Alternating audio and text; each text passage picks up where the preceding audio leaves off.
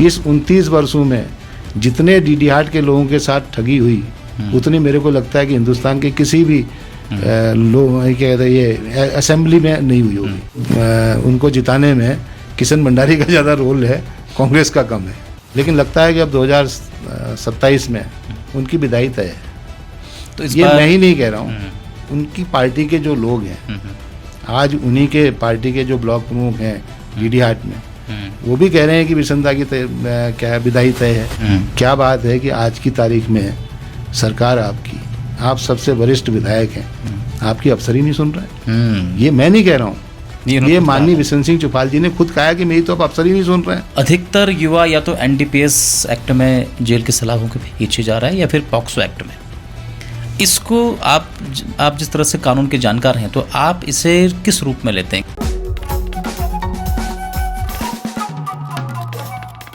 नमस्कार, स्वागत है आप सभी का न्यूज पीटीएस टीवी के स्पेशल पॉडकास्ट में। आज हमारे साथ खास बातचीत के लिए मौजूद हैं पिथौरागढ़ के सीनियर एडवोकेट व कांग्रेस नेता रमेश चंद्र कापड़े, जो कि डीडी हाट से 1996 और 2002 में कांग्रेस से विधायक प्रत्याशी भी रह चुके हैं। तो सर, सबसे पहले आपका बहुत बहुत स्वागत चैनल पर हमारे। धन्यवाद आपको भी नमस्कार, और पीटीएस पिथौरागढ़ के जो भी दर्शक हैं उन सबको भी नमस्कार पहलाग। और धन्यवाद आपको कि आपने मुझे यहाँ पर आपने बीच में बुलाया और मुझे आपसे बात करने का अवसर मिला, इसके लिए आपको बहुत बहुत धन्यवाद। और मैं पीटीएच न्यूज़ पीटीएच को बहुत बहुत बधाई देना चाहता हूँ, क्योंकि आज आपकी मेहनत से और आपकी निष्पक्ष और निर्भीक पत्रकारिता से आपके चैनल को पिथौरागढ़ में ही नहीं, उत्तराखंड में ही नहीं, पूरे देश और विदेश में भी जो है दर्शक इसे देखते हैं, सुनते हैं। इसके लिए आपको बहुत बहुत बधाई, और मैं आपके उज्जवल भविष्य के लिए और कामना करता हूँ। बहुत शुक्रिया सर। आप अपने आप में, जैसे मैंने इंट्रोडक्शन में भी कहा, कि कानूनी जानकार हैं और सीनियर आप एडवोकेट हैं। अब 25 सालों में उत्तराखंड को आप कहाँ पर पाते हैं और क्या कुछ कहेंगे इसको लेकर के? देखिए, आपने जो इंट्रोडक्शन में मेरा बताया कि एडवोकेट, उससे पहले मैं भूतपूर्व सैनिक भी हूँ। मैंने भारतीय वायु सेना में 15 साल की सेवा करी है, और भारतीय वायु सेना की सेवा के दौरान ही मैंने वहीं से इंटर ग्रेजुएशन और एलएलबी की शिक्षा भी प्राप्त की। मैं एयरफोर्स को अपनी दूसरी माँ बाप मानता हूँ, और मैं राज्य आंदोलनकारी भी रहा हूँ। 1988 में जब मैं एयरफोर्स से रिलीज़ होकर आया था, तो 1994 में मैं भी एक चिन्हित राज्य आंदोलनकारी हूँ। और राज्य गठन के बाद जो उम्मीदें सारे पर्वतीय क्षेत्रों के लोगों को थी कि हमारा अपना राज्य होगा, अपनी हमारी भूमि व्यवस्था होगी, हम अपने हिसाब से अपने कानून बनाएंगे, अपनी नीतियाँ बनाएंगे, लेकिन उसमें मुझे कहने में कोई गुरेज नहीं है कि जो पर्वतीय क्षेत्र की जो जनता है, उसे वास्तव में राज्य गठन के बाद में बहुत कुछ नहीं मिला। और जिस समय राज्य बना था, उस समय की परिस्थिति आप देखिए, और आज की परिस्थिति अगर आप देखते हैं इस 25 वर्षों में, जितना पलायन इस 25 वर्षों में पर्वतीय क्षेत्रों का हुआ है, उतना शायद मेरे को नहीं लगता कि इससे पहले कभी हुआ होगा। आज गांव में कौन रह गए? बेरोजगार और बुजुर्ग लोग, वही लोग हैं। बाकी जिनके पास में जिनकी आर्थिक स्थिति अच्छी थी, वो सब के सब तो अधिकांश लोग पर्वतीय क्षेत्रों के गाँवों से पलायन कर चुके हैं। या तो कोई हल्द्वानी चला गया, कोई कोटद्वार चला गया, कोई देहरादून चला गया, कोई दिल्ली चला गया। इसलिए मेरा ये लगता है कि राज्य बनने के बाद हाँ, तराई का तो विकास हुआ, कई गुना विकास हुआ, लेकिन पर्वतीय क्षेत्रों का विकास मुझे तो नज़र नहीं आता है। पहाड़ों में भूमि व्यवस्था है, इसको लेकर के आपका क्या मानना है? देखिए, जब भारत आज़ाद हुआ था, तो उत्तर प्रदेश राज्य ने भूमि व्यवस्था के लिए उत्तर प्रदेश जमींदारी विनाश अधिनियम 1952 का बनाया, और उसके तहत तराई के क्षेत्रों में तो चकबंदी हुई। तो चकबंदी होने से ऐसा हुआ कि किसान के पास में एक कॉम्पैक्ट इलाका मिला, और उसने उसमें अच्छी खेती भी करी। पर्वतीय क्षेत्रों में जो भूमि व्यवस्था हुई, उस भूमि 1962 का जो बंदोबस्त आया, पहली बात तो यह है कि यहाँ पर चकबंदी नहीं हुई। मैं आपको ध्यान दिलाना चाहता हूँ कि राज्य गठन हिमाचल का भी हुआ, पंजाब से अलग होने के बाद। वहाँ पे डॉक्टर परमार साहब ने सबसे पहले कोई अगर काम किया, तो वो हिमाचल में उन्होंने चकबंदी कराई। डाँड़े काँड़े सारे नाप करके, और वहाँ और हमारी परिस्थिति और उनकी भौगोलिक परिस्थिति करीब करीब एक सी है। बिल्कुल। हमारे यहाँ बंदोबस्त तो हुआ, लेकिन उस बंदोबस्त में चकबंदी की कोई व्यवस्था नहीं करी। तो क्या हुआ कि जो गांव की ज़मीन थी वो ये गोल खाते के तहत सबके नाम पे आ गई कि हर खेत पे हर किसान, हर खातेदार का उसमें हिस्सा हुआ। तो और दूसरा, उसके साथ साथ में जो नाप ज़मीनें थी जिसमें वो खेती करता था किसान, उस समय लगान गरीबी थी, उनका रकम देनी पड़ेगी या जो भी व्यवस्था रही होगी, तो उसके साथ साथ में जो उसके जिसमें वो घास और लकड़ी का जो उसका अधिकार था, जैसे हम मांगा कूनू बिना, आज भी उसमें घास काटते हैं, वो ज़मीनें काश्तकार के नाम पे नहीं नापी गई। उनकी सारी नपती जो है उत्तर प्रदेश सरकार और राज्य उत्तर प्रदेश में नप गई वो ज़मीनें। वो एक तरह से बेनाम ज़मीन या बेपड़त लैंड जिसको कहते हैं, लेकिन वो बेपड़त नहीं है, वो राज्य सरकार का उसमें अधिकार हो गया। अब आज स्थिति ये है कि अगर वहाँ से अगर कोई सड़क बन रही है, उसका मलबा भी उसी के नीचे जा रहा है जहाँ से वो घास का, उसे कोई मुआवजा नहीं मिलता। तीसरा, उस पर अगर कोई सरकार, किसी ने बेचारे ने जो है जिसके पास में ज़मीन नहीं है, उसने अगर आधे एक नाली में कब्जा करके अगर उसमें मकान बना लिया, गौशाला बना दिया, तो उस पर चालान हो जाता है कि साहब आप जो है आप अनाधिकृत रूप से आप इसमें कब्जा कर रखा है। तो वो एक विसंगति थी। और आज जो गांव में है कि ज़मीनें तो एक आदमी, ज़मीनें जो है जैसे पहले था बंदोबस्त के समय में, अगर किसी खातेदार के पास अगर 60 नाली ज़मीन थी, आज बाद में उसके 3 बेटे हो गए तो उसकी 20 नाली आ गया। अब उस 20 नाली में से अगर किसी के 2 बेटे हैं तो उसके पास 10 नाली है। और कल के दिन में मुझे लगता है कि एक समय ऐसा आएगा कि जबकि आदमी के पास में एक आधी नाली ज़मीन बची रहेगी, भले ही ज़मीन काफ़ी खाली पड़ी हो। जो खातेदार 1962 के बंदोबस्त में जिसका नाम उस खाते में दर्ज था, आज अगर वो यहाँ से पलायन करके चला गया है और उसकी आर्थिक स्थिति बहुत अच्छी भी हो गई है प्लेन्स में जा करके, लेकिन उस खाते में आज भी उसका अंश बराबर बदस्तूर चला आ रहा है। कल के दिन में भूमि व्यवस्था अगर जब भी बंदोबस्त होगा या आज भी अगर वो चाहे तो अपना हिस्सा तो अलग मांग सकता है। जिस भाई ने उस ज़मीन की पहरेदारी कर रहा है, जो पहरुआ है, जो उस बेचारे का तो उस पर मालिकाना हक है ही नहीं। ये सबसे बड़ी विसंगति है कि चकबंदी नहीं हो पाना।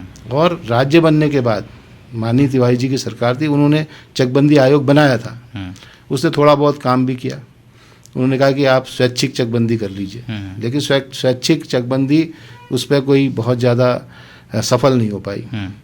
उसके बाद आप जानते हैं कि बीजेपी की सरकार आई, उन्होंने भी कुछ नहीं किया। फिर माननीय रावत जी की सरकार आई तो उनके समय पे एक चकबंदी कानून पास किया था, लेकिन उसके कोई नियमावली नहीं बनी, वो भी इम्प्लीमेंट नहीं हो पाया। आज 10 साल से करीब करीब भाजपा की सरकार है। इनके द्वारा पर्वतीय क्षेत्रों में भूमि व्यवस्था के बारे में एक शॉर्ट टर्म छोटे छोटे कि भैया आप 250 छोटे छोटे प्लॉट में जो भी बनाया गया, छोटी छोटी व्यवस्थाएं तो दी गई, लेकिन कोई ऐसा नीतिगत फैसला पर्वतीय क्षेत्रों की भूमि के बारे में नहीं लिया गया जिससे कि यहाँ पे लोगों को सही तरीके से उनका मालिकाना हक उस भूमि पे हो।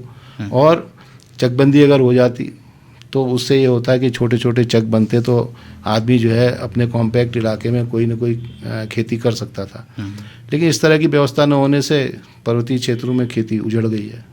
ये सबसे बड़ी परेशानी है और पलायन का मुख्य कारण भी मुझे लगता है कि हमारी भूमि व्यवस्था ठीक न होना है। जैसे आपने ऑलरेडी 2 बार जो डीडी हाट से चुनाव लड़ा हुआ है, जो जिले की बात बहुत होती है वहाँ पर कि डीडी हाट जिला बनाओ, आपका क्या मानना है इसको लेके? कहाँ पर अड़चने आ रही हैं? डीडी हाट के लोग अलग जिले की मांग बहुत समय से कर रहे हैं और सबसे पहले राजनीतिक रूप से 1996 में जब माननीय बिशन सिंह चुफाल जी डीडी हाट से भाजपा के टिकट से प्रत्याशी थे, उनके साथ साथ मैं भी था और माननीय काशी सिंह हैरी जी वो भी उस चुनाव मैदान में थे, गोपाल दत्त ओझा जी भी थे। और 1996 की मैं याद दिलाना चाहता हूँ बिशन सिंह चुफाल जी को कि उसी रामलीला मैदान में माननीय राजनाथ सिंह जी जो वर्तमान समय में केंद्र में बहुत बड़े मंत्री हैं, उन्होंने घोषणा की थी कि हम डीडीहाट को जिला बनाएंगे। लेकिन वो घोषणा, उस समय बीजेपी की सरकार थी, वो घोषणा ही रह गई, जिले का गठन नहीं हो पाया। उसके बाद 1996 से लेके लगातार आज 28-29 वर्ष हो गए, माननीय बिशन सिंह चुफाल जी ही डीडीहाट से विधायक हैं। और 2012 में उसके बाद जब ये मंत्री थे, बड़े गाजे बाजे के साथ इन्होंने डीडीहाट जिले की घोषणा करी। खूब तोरण द्वार भी सजे, लोगों ने डीडीहाट पे जश्न मनाया रात भर। लेकिन जिले का जियो तो जारी कराया, लेकिन जिले की सीमाएं नहीं बताई। मैं आज भी पूछना चाहता हूँ माननीय बिशन सिंह चुफाल जी से, आप बार बार कहते हैं कि मैंने डीडीहाट जिला बना दिया, अरे आप सीमा तो बताओ। डीडीहाट विधानसभा क्षेत्र अगर बमनगाड़ से लेकर के जूलाघाट तक है, मुनाकोट का अधिकांश हिस्सा उसमें है, कनाली चीना है, डीडीहाट ही नहीं है। लेकिन मैं पूछना चाहता हूँ ना बिशन सिंह चुफाल जी से कि डीडीहाट जिला अगर आपने बना दिया तो क्या उसमें जूलाघाट भी आपने शामिल कर रखा है? और आप तो डिलिमिटेशन एक्ट जब 2002 में हुआ था, जिसमें पार्लियामेंट्री कॉन्स्टिट्यूंसीज का और असेंबली कॉन्स्टिट्यूंसीज का परिसीमन हुआ था, आप तो उसके सदस्य थे। और उसमें दफ़ा 9 में साफ लिखा हुआ है कि भैया कोई भी असेंबली सेगमेंट वो इस तरह से होना चाहिए कि जियोग्राफिकली और एडमिनिस्ट्रेटिवली और कम्युनिकेटली वो कॉम्पैक्ट इलाका हो। तो आपने ज़िले की जो घोषणा कराई थी, लोगों को कभी नहीं बताया कि उसकी सीमाएं क्या होंगी। आज भी जनता पूछ रही है, आप बार बार ज़िले की बात तो करते हैं, अरे आप सीमा तो बताओ। क्या डीडीहाट विधानसभा क्षेत्र, अगर कल के दिन में डीडीहाट विधानसभा क्षेत्र में आपने डीडीहाट जिला बनाया तो क्या मुनाकोट का इलाका भी डीडीहाट में शामिल होगा? ये कभी नहीं इन्होंने बताया। खाली झुंझुना है भाजपा का। इस 29 वर्षों में जितने डीडीहाट के लोगों के साथ ठगी हुई, उतनी मेरे को लगता है कि हिंदुस्तान के किसी भी लोग क्या कहते हैं ये असेंबली में नहीं हुई होगी। और इन्होंने जिला कभी बनाना नहीं है, ये भी मैं आपको बता दूं। लेकिन झुंझुना बार बार भाजपा वाले वो गढ़ते रहेंगे। आज तक सीमा नहीं बताई कि भाई जिला होगा तो सीमा तो होगी। बिल्कुल सीमा तो होनी चाहिए। सीमा तो बता ही नहीं रहे। मैंने बना दिया कहते हैं, अरे बना दिया तो भैया सीमा तो बताओ। कहने लगे खाली डीएम को बिठाना है और एसपी को बिठाना है, लेकिन वो डीएम और एसपी का क्षेत्राधिकार कहाँ तक होगा वो आज तक नहीं लोगों को पता है। बिल्कुल। इसलिए मेरा ये कहना है कि जिला विला कुछ नहीं बनाना है इन्होंने, खाली झुंझुना थमाना है। ऐसी क्या वजह है कि जो डीडीहाट में कांग्रेस बहुत कमज़ोर है हमेशा ही? बिशन सिंह चुफाल और किशन भंडारी दोनों एक ही पार्टी के हैं, दोनों अलग अलग चुनाव लड़ते हैं। बावजूद इसके भी इसका फ़ायदा तो वैसे कांग्रेस को होना चाहिए था, लेकिन कांग्रेस को फ़ायदा होता नहीं है। कांग्रेस हमेशा वहाँ पर तीसरे नंबर पर ही वहाँ पर आती है। तो क्या लगता है कि वहाँ पर क्यों ये स्थितियाँ हैं आपके हिसाब से? देखिए, ये बात तो आपकी सही है कि हम माननीय बिशन सिंह चुफाल जी लगातार वहाँ से चुनाव जीत रहे हैं। उसमें मुझे लगता है कुछ रूप से कि कांग्रेस के द्वारा जो एक्सपेरिमेंट किए गए उनसे उनको हमेशा फ़ायदा होता रहा। देखिए, 2002 में मेरी स्वाभाविक कॉन्स्टिट्यूंसी कनाली चीना थी, मैं वहीं का रहने वाला हूँ। तो मुझे डीडीहाट से टिकट मिला अचानक, तो उतनी तैयारी नहीं कर पाया, उस तैयारी से हम चुनाव नहीं लड़ पाए जिस तैयारी से चुनाव में जाना चाहिए था।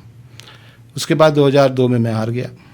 तो मैंने भी लगातार वहाँ पे 2007 तक संघर्ष किया, लेकिन 2007 में पार्टी ने फिर एक एक्सपेरिमेंट किया।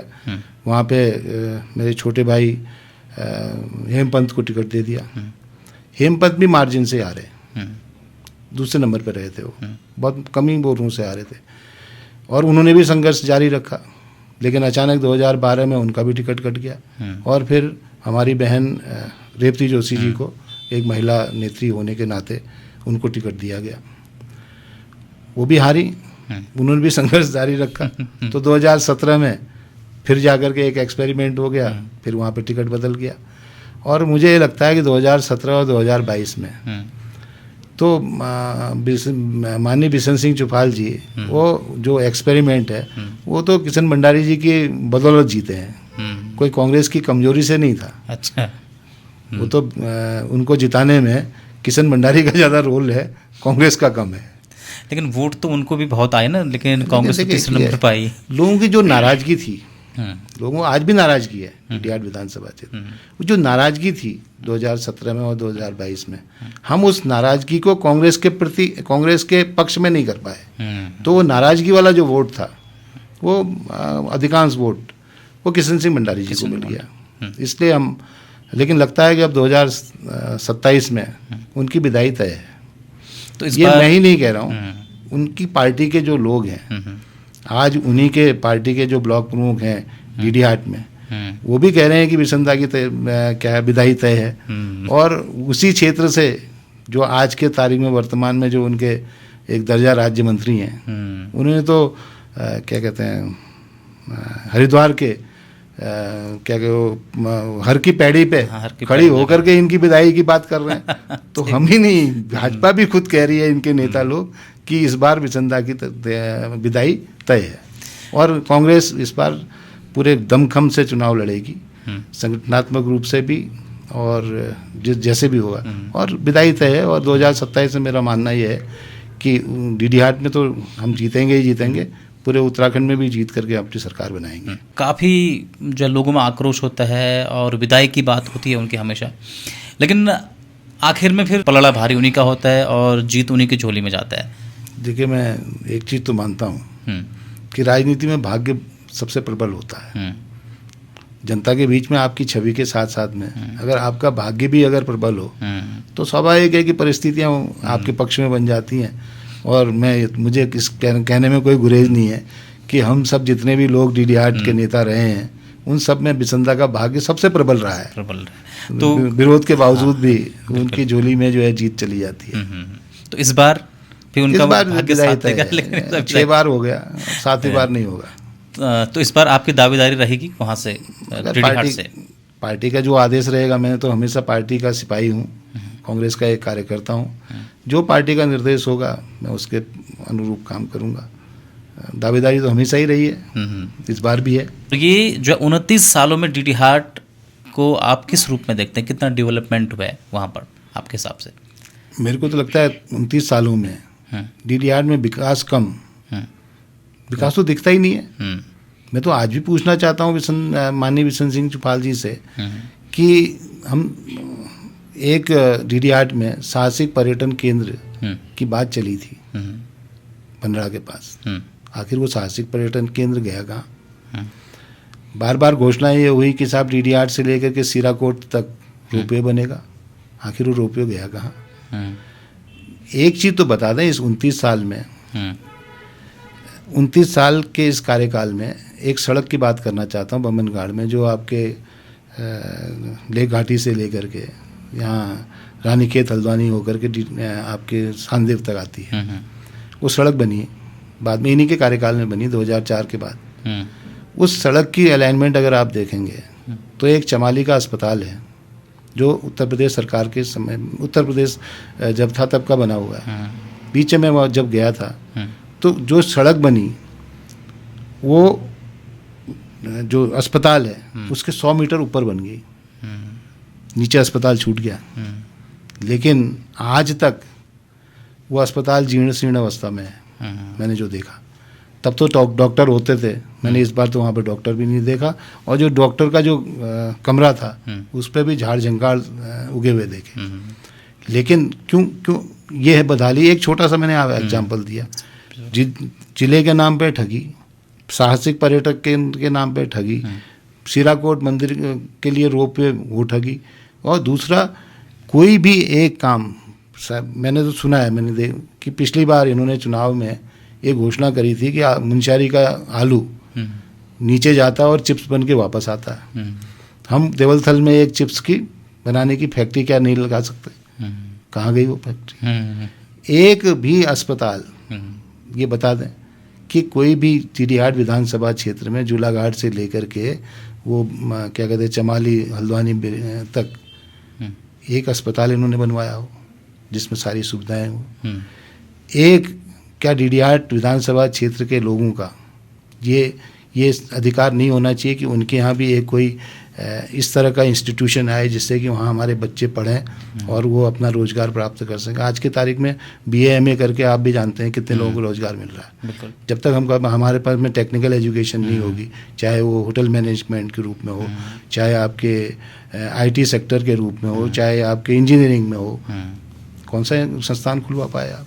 मंत्री रहे सब पदों में, एक मुख्यमंत्री को छोड़ करके माननीय बिशन सिंह चुफाल जी सारे पदों पर रहे हैं। वो पहले कुमाऊं मंडल विकास निगम के वो अध्यक्ष रहे हैं। आप बताइए उन्होंने उस कार्यकाल में DDR विधानसभा क्षेत्र में कौन सी TRC बनवाई? एक जो पुरानी TRC थी उसकी कथा आप देख ही रहे हैं। समझिए कौन सा वहाँ पे जो कुमाऊं मंडल विकास निगम के अंदर के जो विकास के काम होते हैं एक नहीं करवाया। आप मंत्री रह गए 2 बार, ये तो बताएं कि उसमें क्या उपलब्धि आपकी थी। आप प्रदेश के अध्यक्ष रह चुके हैं और आज की तारीख में इस सरकार में सबसे वरिष्ठ मंत्री हैं।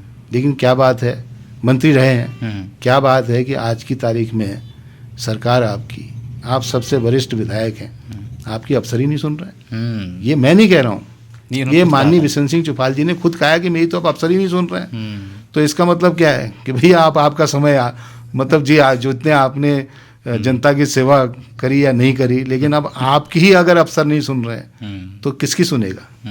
तो इससे साफ है कि भैया देखिए, अगर मैं विधायक हूँ और अधिकारी अगर मेरी बात नहीं सुन रहा है तो इसका मतलब 2 ही चीज़ है, या तो आपकी सरकार में कोई पकड़ नहीं रह गई अब, या फिर आप में इतनी क्षमता ही नहीं रह सकी कि अगर अफसर गलत काम कर रहा है तो उसके खिलाफ कार्रवाई करें। ये बहुत बड़ा देखिए, एक ये प्रजातंत्र में सबसे घातक चीज़ है कि एक जनप्रतिनिधि की सही बात को अगर अफसर नहीं सुन रहा है तो इससे बड़ी शर्म की बात कोई नहीं हो सकती है। एक ही कारण हो सकता है कि अफसर कब नहीं सुनेगा, जब मैं उससे गलत काम कराने के लिए कहूँगा। अन्यथा अगर मैं सही बात कर रहा हूँ, जनता का प्रतिनिधि क्या, एक सामान्य नागरिक भी अगर अफसर को सही बात कहता है तो ये उसकी जिम्मेदारी है, उसका ड्यूटी है कि वो सुनेगा उस बात को। ये बात उन्होंने खुद कही है कि अब तो मेरे अफसर ही नहीं सुनते हैं, फ़ोन नहीं उठाते हैं, नहीं सुनते हैं। यही DDR की जो टैक्सी स्टैंड के बारे में, उन्हीं के घर का क्षेत्र है, जब कह रहे हैं कि मेरी बात नहीं सुन रहे तो किसकी सुनेंगे आप?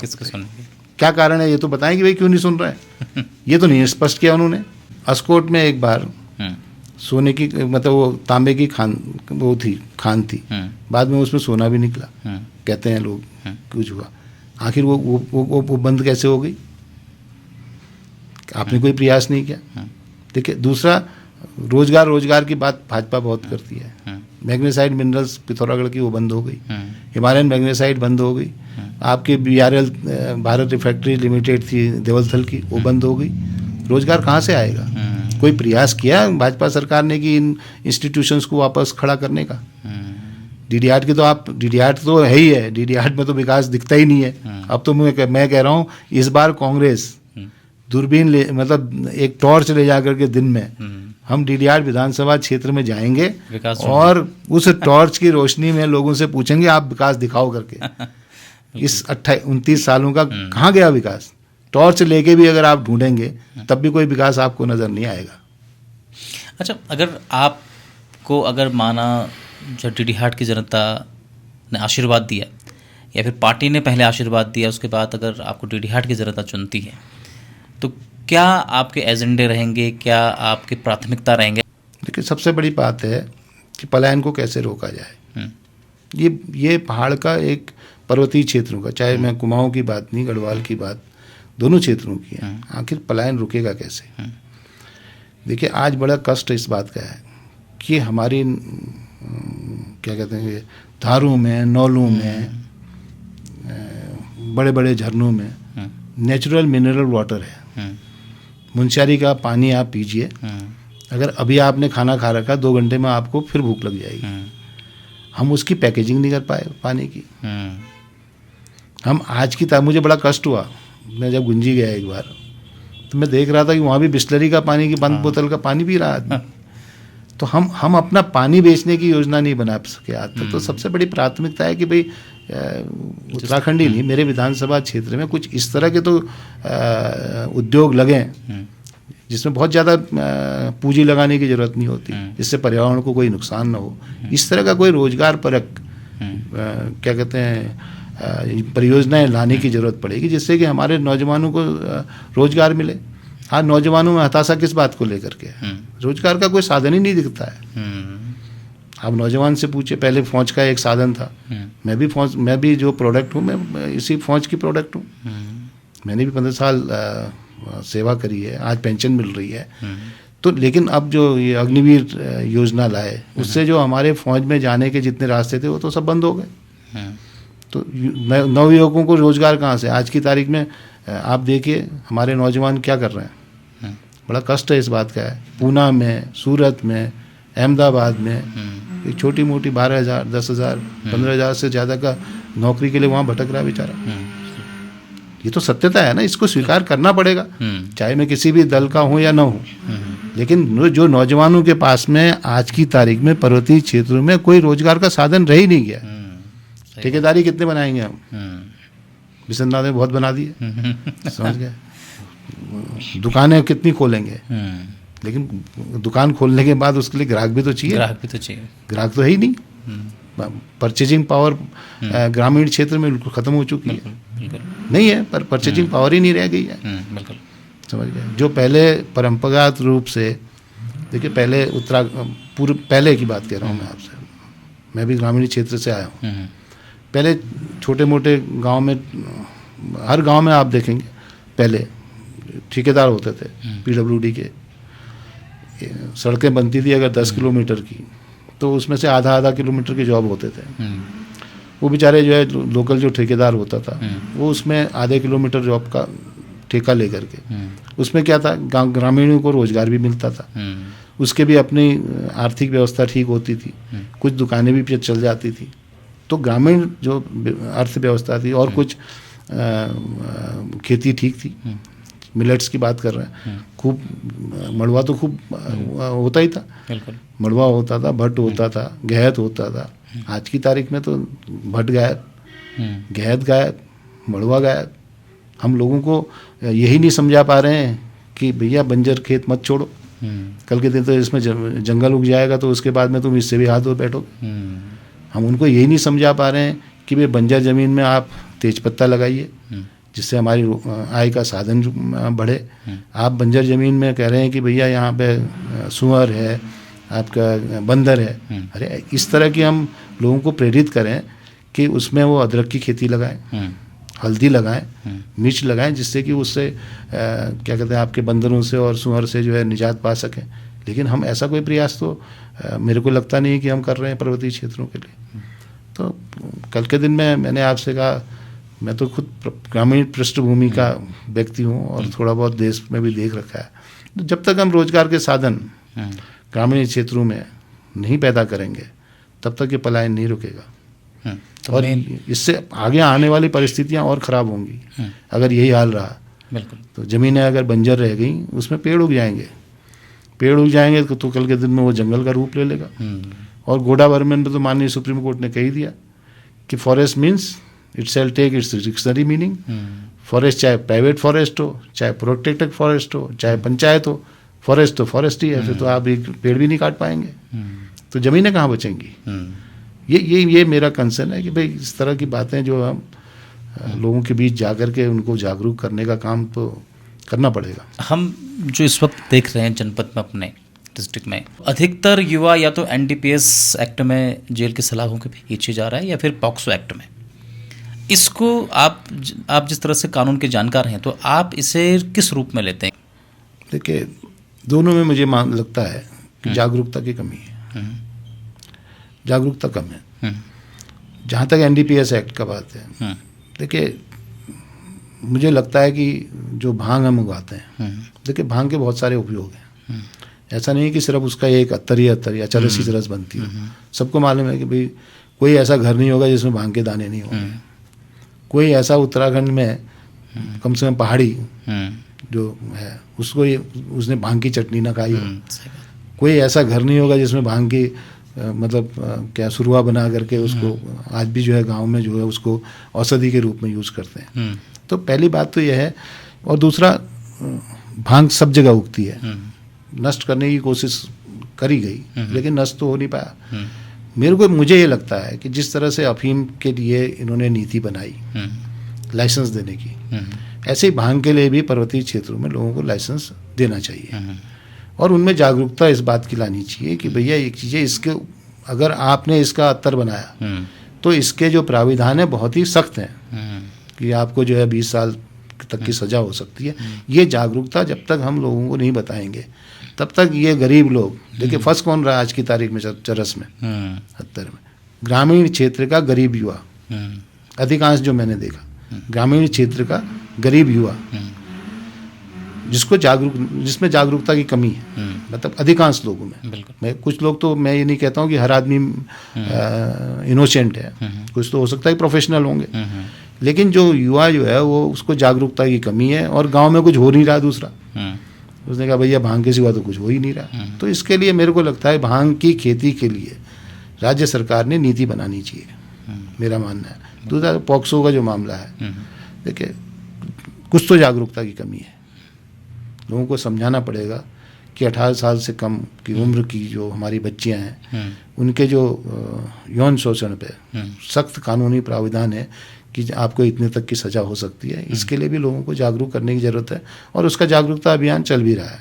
ये नहीं जो हमारा विधिक साक्षरता के तहत न्यायालयों के द्वारा भी इसके कैंप लगाए जाते हैं और वहाँ जागरूकता फैलाई जाती है। अब कुछ इनोसेंट हो रहे हैं, कुछ जानबूझ के भी होते हैं, लेकिन भांग के बारे में तो मुझे लगता है कि इसमें नीति बनानी चाहिए। युवा आजकल नशे की तरफ जो जा रहा है, खासकर हमारे शहर में भी हम जो अभी देख रहे हैं कि स्मैक के मामले बहुत आ रहे हैं और जो है युवा फंस रहे हैं, जो है कि उस पर कई युवाओं की ज़िंदगी इस पर बर्बाद हो चुकी है। आप इसे कैसे देख सकते हैं, कैसे रोका जा सकता है? एक तो हताशा है युवाओं में, मुझे लगता है कि उसको लगता है कि रोज, देखिए सबसे बड़ी बात है अगर हम उनको अच्छे सपने नहीं दिखा पाएंगे तो स्वाभाविक है कि हताशा होगी। दूसरा कुछ मुझे लगता है कि हमारी जो संस्कारों में हम उस तरह का डिलीवर नहीं कर पा रहे हैं अपने बच्चों पे, जिस तरह का जो एक स्ट्रॉन्ग मोटिवेशन होता है उससे भी होता है। और तीसरा जो प्लेन्स, देखिए स्मैक यहाँ तो मिलती नहीं, समझ गए, ये सब नीचे से आ रही है, कुरीति है ही है और इससे युवा पीढ़ी बर्बाद हो रही है, बिल्कुल और बर्बाद हो रही है। और अच्छे अच्छे घरों के बच्चे, अच्छे अच्छे शिक्षित नवयुवक, अब तो नवयुवतियाँ भी जो है उस गिरफ्त में आ रहे हैं। बिल्कुल, इसको रोकने की कोशिश तो सरकार कर ही रही है, पुलिस करती है, ऐसी बात नहीं। लेकिन यह है कि जब तक हम उनको संस्कार न दें और हमारी संस्कृति के बारे में उन पे जागरूकता न बताएं, तब तक मुझे लगता है कि हमने इसमें काम करना चाहिए। बच्चों को उसकी कुरीतियाँ बताना, क्योंकि इसमें भी जागरूकता की थोड़ी सी कमी मुझको नज़र आती है कि इसमें जागरूकता ज़्यादा बढ़ानी चाहिए, क्योंकि स्मैक में जो प्राविधान है कानूनी रूप से काफ़ी सख्त प्राविधान है।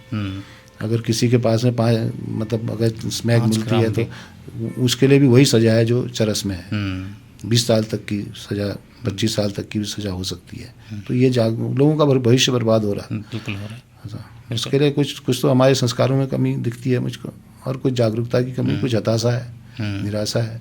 स्मैक तो यहाँ पर तो होता नहीं है और आ तो प्लेन से रहा है, तो इसके रोकने के लिए क्या प्रशासन की तरफ से कोई जो लापरवाही हो रही है या फिर? नहीं, मैं इस मामले में मानता हूँ कि उत्तराखंड पुलिस में, जहाँ विशेषकर पिथौरागढ़ जनपद की पुलिस, उसने काफ़ी रोकथाम के लिए कोशिश करी है बीच में। और मतलब न्यायालयों के द्वारा भी इसमें जो है, बीच में एक सप्लायर था जिसने बच्चों को स्मैक सप्लाई की, खटीमा का रहने वाला। माननीय न्यायालय के द्वारा उसको 10 साल की सज़ा हुई और माननीय न्यायालय ने ये पाया कि जो बच्चे थे उनको तो सिर्फ सेवन के लिए किया था, उनको तो कम सज़ा करी, लेकिन जो सप्लायर था उसको सख्त सज़ा, उसमें काम तो हो रहा है। लेकिन वही है जागरूकता। लेकिन जागरूकता जब तक नहीं होगी, मात्र सज़ा देने से तो किसी अपराध की रोकथाम नहीं हो सकती, जब तक कि लोगों को ये पता न हो कि इसके पीछे कितने घातक परिणाम इसके हो सकते हैं। बिल्कुल। पिथौरागढ़ के खूबसूरत वादियों के बीच नैनी सैनी एयरपोर्ट रोड पर स्थित शुभारंभ hotel and banquet hall, Nagarkoti residency. शादी समारोह, anniversary, birthday, destination marriage, office meeting, conference, समस्त धार्मिक आयोजन तथा किसी भी प्रकार के इवेंट के लिए संपर्क करें। साथ ही ठहरने के लिए आलीशान कमरे उपलब्ध, पार्किंग की उचित व्यवस्था। अब हर उत्सव का करें आरंभ शुभारंभ बैंक्वेट हॉल से।